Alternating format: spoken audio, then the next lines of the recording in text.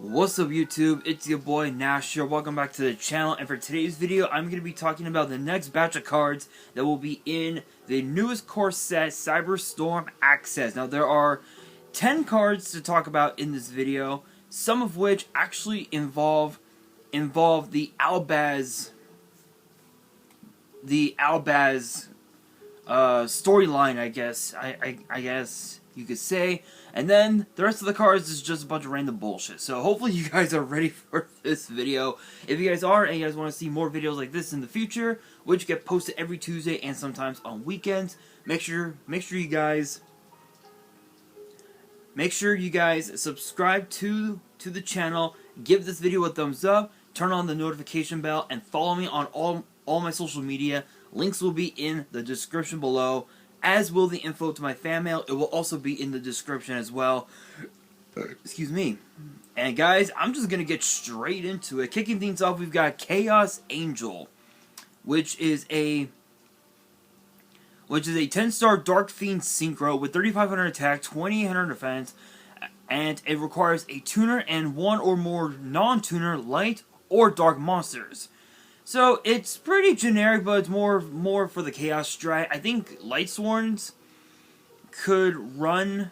I think Lightsworns can potentially run this card. Actually, funny enough, Dark World could also run it because it does have a bunch of darks. And if you're running like some sort of like light package or whatever, then the card could do wonders for Dark World. But I don't think so. But let's see here. The effect reads, for this card's synchro summon, you can treat a light or dark monster you control as a tuner. So, funny thing, I believe, like a gold and a silver, or 2 gold and or 2 silver, you can actually use that as the material to summon this card, which is kind of hilarious.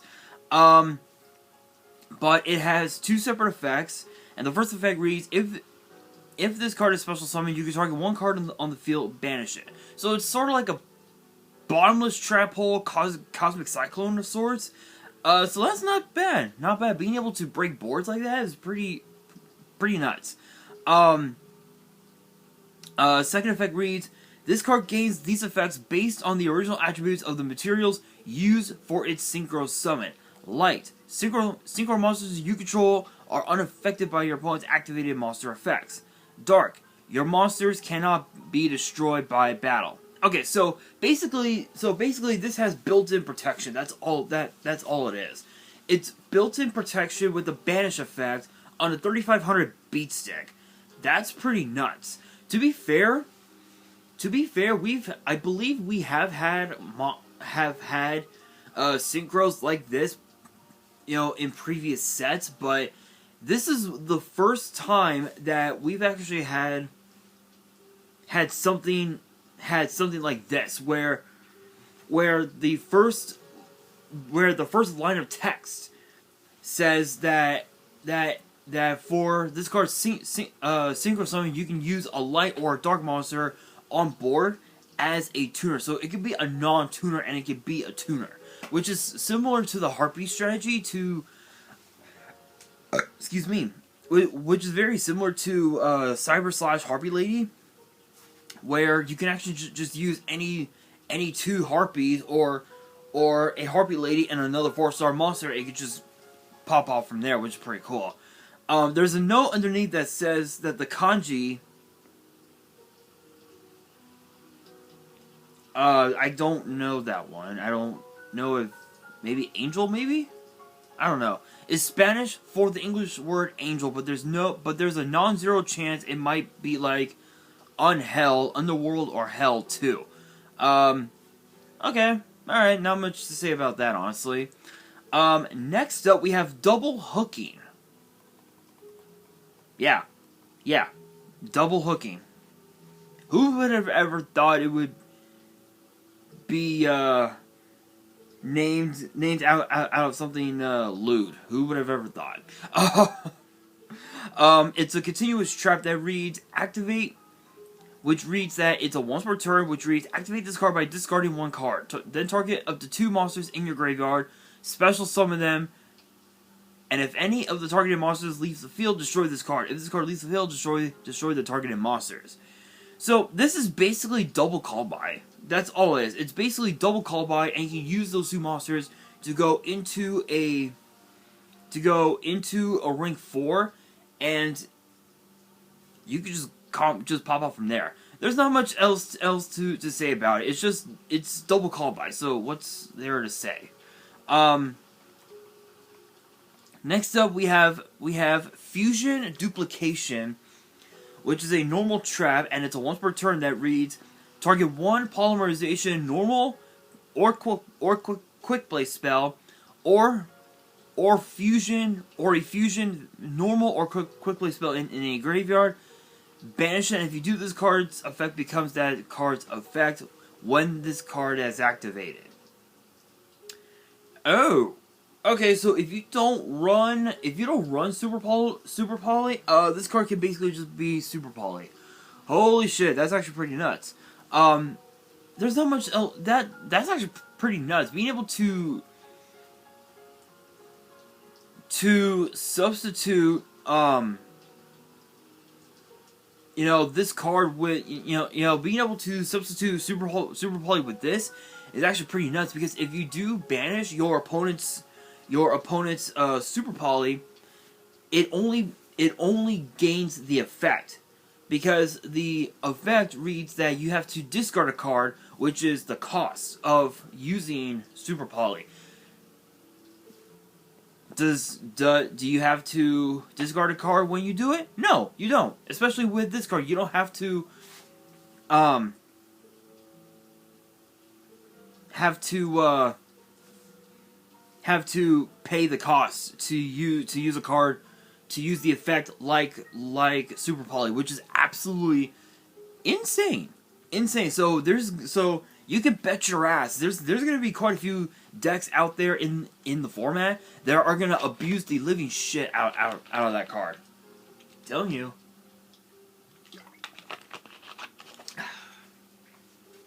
Although, to be fair, I think in my opinion, it's gonna be more of a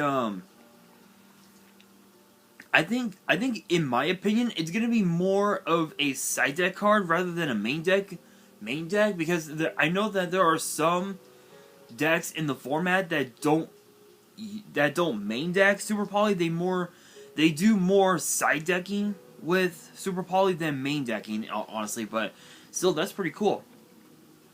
Next up we have Dual Avatar Lion Envoys A-Un, which is a 4-star, which, get this guys, it's a 4-star light warrior fusion with 0 attack and defense, and requires 2 dual avatar monsters, and it has 2 separate effects. The first effect reads: this card gains these effects based on the original names of the fusion materials for its summon. Dual Avatar Empowered Kong Yo. If your dual avatar monster battles, its attack becomes 3,000 during damage cal only. Dual Avatar Empowered Mitsujaku. Once per opponent's turn, as a quick effect, you can target a card on the field, banish it. Okay, so it basically gains 3,000 attack, which has the attack stats of the Blue Eyes White Dragon. And it's basically like the Chaos Angel, where you can target a card on the field and banish it. Cosmic Cyclone, Bottomless Trap Hole. Not much else to say about that. It's just so good. And what's even more hilarious is that this is also an instant fusion target. So if you wanted to go into a rank 4 play, you can just normal summon. You can just normal summon a random 4-star dude. Activate the instant fusion. Summon this, and then just overlay into a rank 4, which is hilarious. Not much else to say about that. The second effect reads: if this fusion summon card is destroyed, you can special summon 1 dual avatar Fist Yui and 1 dual avatar Feet Kokoku from your deck. And if you do, they cannot be destroyed by battle or card effects this turn. Okay. I mean, to be fair, dual avatar, I don't think it's gonna be seen any play at some point, but still, that's actually pretty cool. That's actually pretty cool. Next up, we've got S-Force Night Chaser, which is a Dark Cyber's Link 1 with 800 attack, and its arrow is bottom, and it requires one non-Link S-Force monster. The second effect is a once per turn. The first effect reads each of your opponent's monsters in the same column as one of your S-Force monsters cannot target monsters in that column for attacks. Okay, so this is basically a way to ensure that none of your monsters in the column cannot be destroyed in battle, which is or rather cannot be targeted for attacks, which is actually pretty nuts. So it's a nice little protection. It can actually help out, especially if you plan to go, especially if you plan to link climb with the Night Chaser during your turn. That's actually pretty cool. The second effect, which reads during the main phase as a quick effect, you can target one S-Force monster you control, shuffle it into the deck, and special summon one of your banished S-Force monsters. Okay, so this is basically DDR at the cost of shuffling one of your S-Force monsters back into your deck, which it's kind of like a double-edged sword, because you lose board presence, but at the same time you can end up regaining that board presence just by special summoning that one banished monster, which is not too shabby. There's a note underneath here, and if you guys are wondering how I read these cards, I actually use YG organization. Big shoutouts to them. Big shoutouts to the website. No copyrights as always, but that's the website that I always use to talk about any and all new cards, any reprints or whatever that may come up at some point. So that's what I use. And speaking of notes, there's a note underneath the effect that reads, "This card's effect seems to be modified versions of Chiyomaru's for whatever relevance this may have." Okay, that ain't too bad. Now we gotta talk about the other Albaz cards that are gonna be in the set. So first up we have the Bestial Aluber, which is a 4-star Dark Dragon Tuner with 1800 attack, 0 defense, and the second effect is a once per turn. The first effect reads, this card's name becomes Fallen the Albaz while on the field or in the graveyard. The second effect reads, if this card is normal or special summon, you can discard one card, target one dragon your opponent controls, or in their graveyard to activate one of these effects. Send this card to the grave and take control of that monster on the field until the end phase. Send this card to the grave and special summon that monster from the grave to your field. So it can either be a Snatch Steal or a Monster Reborn, which is actually pretty cool. And what's even more crazy is that you can use that dragon to go into whatever place that you may have at your disposal. So if you have, let's say, a level 8 monster on board, like say another dragon, you can send Bestial Aluber to your graveyard, special summon the opponent's dragon from your graveyard to your board, overlay them into a rank 8, and you can just combo off from there, which is actually pretty cool. Although to be fair, we've seen a lot of the different Albaz cards that have effects similar to this, and they end up sucking ass. So I don't know. This one seems pretty good, but I could be wrong. Next up, we have Fallen of Argyros, I believe is how it's pronounced, which is a 2-star Dark Thunder with 700 attack and defense, and the first effect, which is a special summon effect, is a once per turn. The third effect is a once per turn as well, which the first effect reads, if there is a level, rank, or link 2 monster on the field, you can special summon this card from your hand to either field. So It's basically like a mini kaiju on a 2-star on a 2-star 700 attack body, which is not bad. It's not bad. Second effect reads, Link monsters that points to this card cannot activate their effects. The third effect reads, during your opponent's turn as a quick effect, you can target one Xyz monster on the field, detach up to 2 materials from it. Oh! Oh! What? What? Oh my god, that is insane. So fucking Zeus would no longer have any materials. Oh my god, this is an excellent card to stop Zeus. That is insane. Wow. Okay, so what's funny about this is that under normal conditions,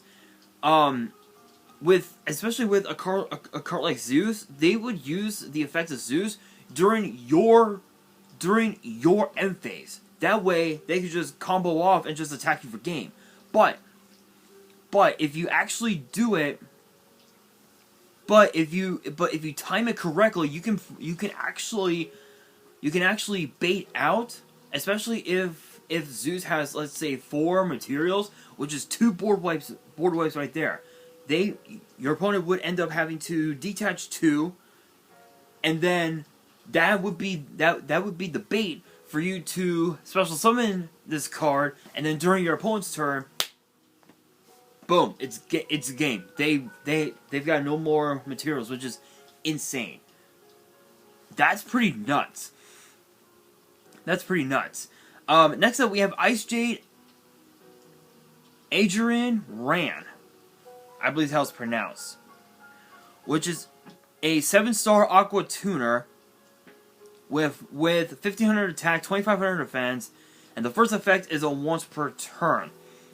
The first effect reads, you can discard one other Ice Jade card or Water Monster, special summon this card from your hand, then special summon one Ice Jade token, which is a 3-star Water Aqua with 0 attack and defense, and while that token is in the monster zone, the player who summoned it cannot special summon monsters from the extra deck except water monsters.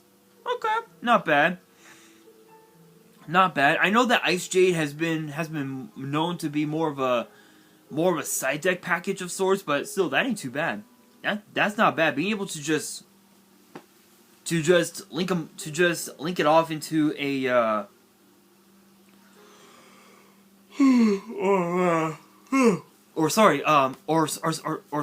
being able to summon like a 10-star like water synchro, that's actually pretty nuts.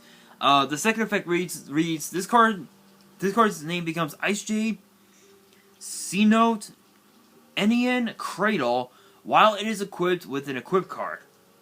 Okay, not bad. There's a note underneath that reads Ran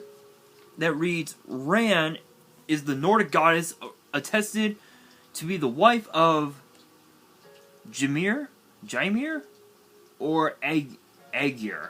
I probably butchered those names, but that's not bad. Token summoning, and to be able to just use those 2 monsters as material to summon a 10-star synchro, that ain't too shabby. That is not too bad.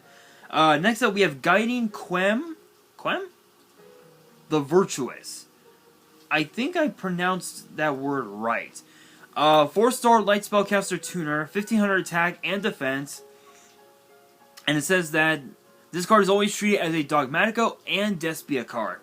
Okay, cool. So Dogmatica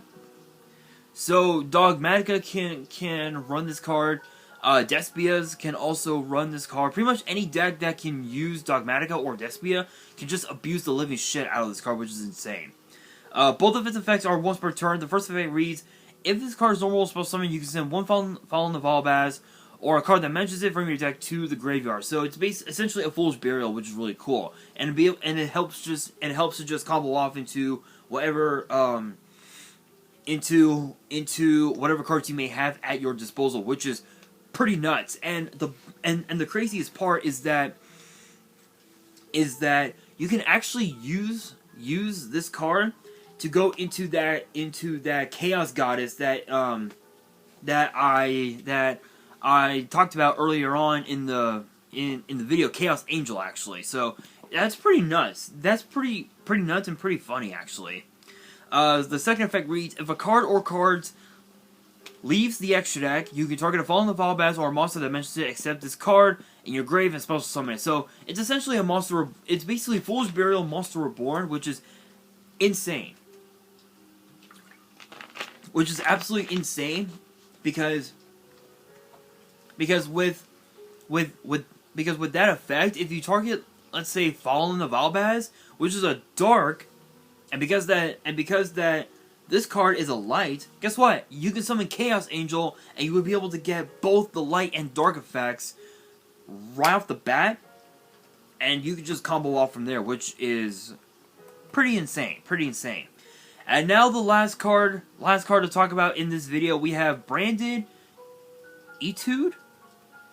I probably butchered that one, but it is a continuous trap in which the first effect is a once per turn, which reads: during either player's turn, you can, after this effect resolves immediately, of course, synchro summon using monsters you control as material, including at least a dragon. I mean, to be fair, that's pretty nuts. It's basically forming a synchron on a, but in a continuous trap, which is insane. Second effect reads: while you control a bestial monster, any monster sent to your opponent's grave, because they tributed it for a ritual summon, or use it as material for a fusion synchro or link summon, is banished instead. Oh, okay. So this is basically Macrocosmos. This is basically Macrocosmos, but on steroids. Holy shit!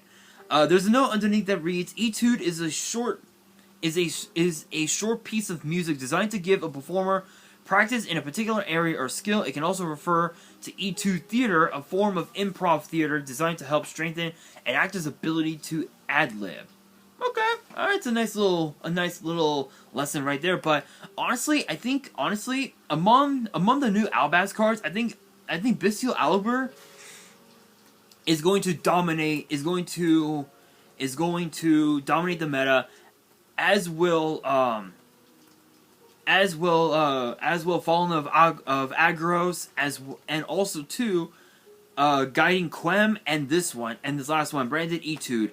All those cards are going to completely dominate the meta, and with the fact that we just got the ban list yesterday, with the entire Ishizu tier deck just completely decimated, it's still viable. The deck is still viable, but the question is how viable. How viable? I'll be doing an updated deck profile on that deck at some point. It might be this weekend. I've got other deck ideas, but I think I might do that video for this weekend. So hopefully you guys are ready for that. But this now brings me to the question of the day, which is this.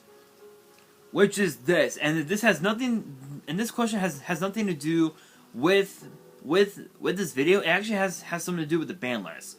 So the question of the day is this: what are your thoughts on the new ban list that we just got? And do you guys believe that the Ishizu tier deck is still playable, or is it finally over and the deck is just done?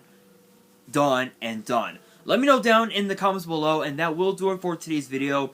Hopefully you guys enjoyed. If you did, make sure you guys smash that thumbs up button. If you guys are new to the channel and you guys want more videos like this in the future, which get posted every Tuesday and of course on weekends sometimes, make sure you guys subscribe to the channel, turn on the notification bell, and follow me on all my social media. Links will be in the description below, as will the info to my fan mail. It will also be in the description as well. And on that, this is your boy Nash, signing out.